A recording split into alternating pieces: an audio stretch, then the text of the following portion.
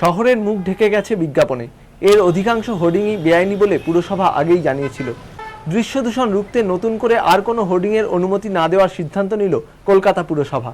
নতুন কোনো হোর্ডিং সে স্ট্রিটেই হোক আর প্রাইভেটই হোক আমরা পারমিশন দেব না, কারণ এগুলো স্কাইলাইন ঢেকে দিচ্ছে এবং আকাশটা আগামী দিন কলকাতার মানুষরা আকাশ দেখতে পাবে না।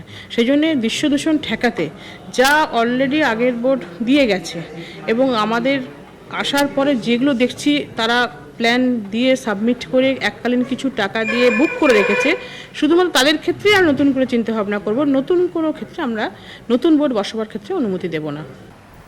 বেআইনি হোর্ডিং ইস্যুতে গত সোমবার বিজ্ঞাপন সংস্থাগুলির সঙ্গে এক দফা আপোষ আলোচনায় বসেছিলেন মালা রায়।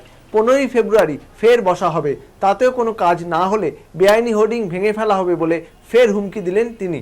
বেআইনি হোর্ডিং আমরা যে কোনো মূল্যে কোনো কোম্পানিকে রাখতে দেব না।